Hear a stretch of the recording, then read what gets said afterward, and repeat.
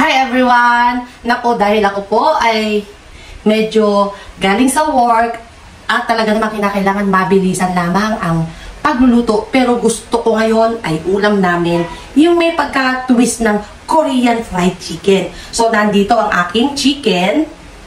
Fried chicken na siya. Binili ko lamang ito dyan sa mga gilid-gilid ng daan. Which is, luto na talaga siya. Para ito sa mga working mother na talagang walang time magluto pero gustong pasayahin ng mga bata.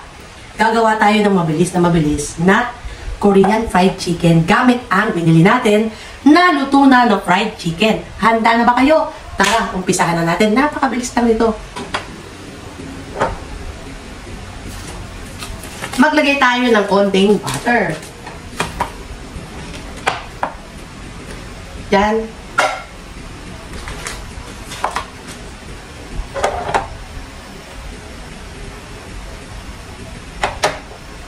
So, sa butter, tutunawin lamang natin ito.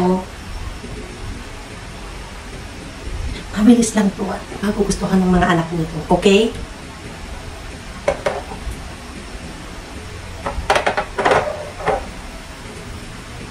Nakakatuwa itong recipe na ito na talagang mabilis lang talaga.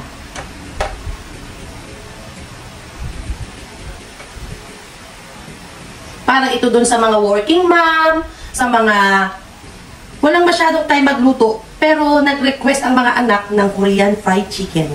Ito po yung honey glazed fried chicken. Mamaya gagawa rin tayo ng pangalawang flavor, which is yung medyo may sipa ng anghang. Korean fried chicken na spicy. So, lalagyan natin ng honey.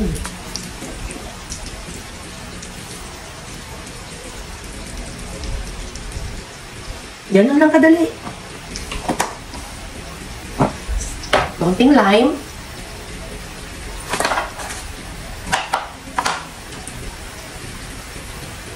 Para may konting sipa ng asin ng konti. Mabilis.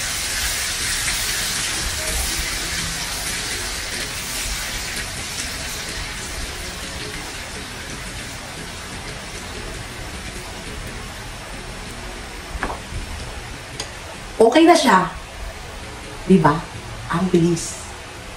Ito naman ay ihahalo na natin doon sa ating chicken. So, kukuha tayo ng konting chicken. Pili tayo ng wings. Leg. Ito, binili ko na to. Naluto na. Kasi talaga namang konti lang talaga ang time natin para magluto at mag-prepare para sa mga kids dahil ako po ay working mom. So, ayan na siya. Mix all together. At meron na tayo honey butter fried chicken.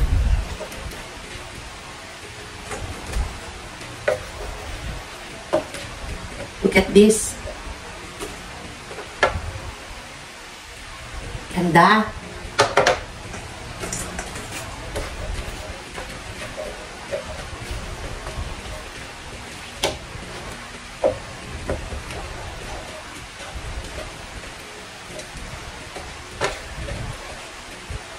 One more. At ito, isa-save natin later para doon sa ating spicy. Look at this. Sarap.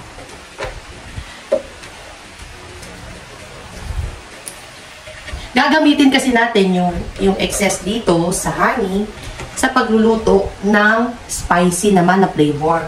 Kasi ako, gusto ko yung medyo may kick of spiciness. Which is yun nga, yung Korean fried chicken. Medyo may spicy. Okay na siya. Pwede natin itong iserve. And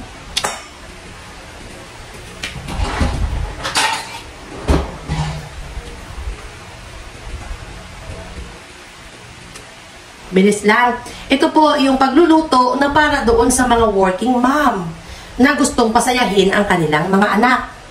Napakabilis lamang magluto ng honey butter glazed fried chicken. At talagang magugustuhan ng inyong mga anak. Tapos na.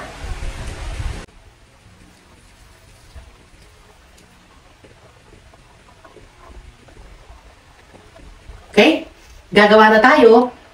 Doon sa remaining na glaze, ay gagawa na tayo ng spicy flavor.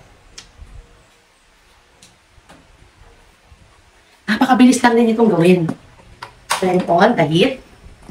And then, magdagdag tayo ng konting butter.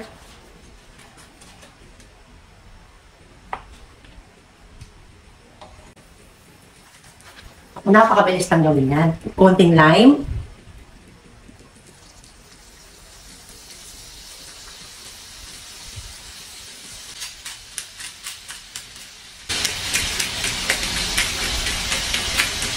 Ito, sriracha. Yung mayroong konting sipa ng anghang. Pwede rin naman kung meron kayong gochujang, pwede nyo naman ilagay ang gochujang. Ako ilalagay ko tong sriracha. Okay. Gusto ko kasi yung medyo maanghang. Dagdag tayo ng konting honey.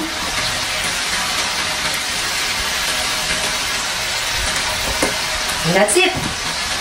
Haluin lamang natin. Bango. Wow. Patayin na natin ang apoy. Wow. And, of course, ilagay na natin ang chicken. Ako. Wow. Yung color. Ganda.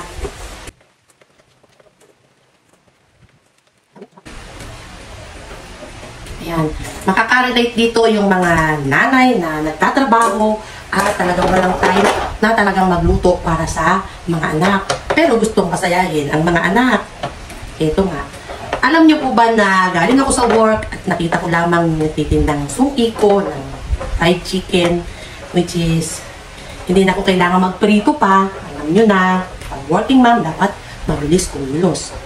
Ito na po ang ating spicy chicken. Sarap.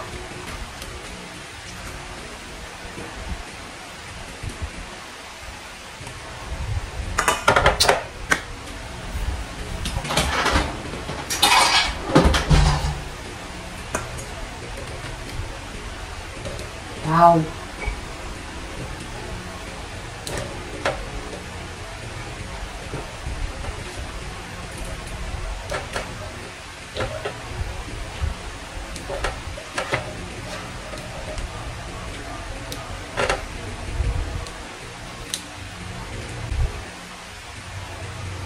Sarap!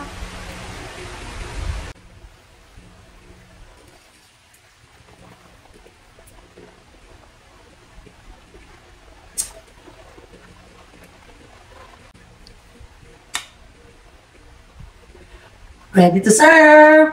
Para sa mga nanay na gustong mabilisan ng luto, gawin nyo ito. Thank you for watching. Enjoy eating!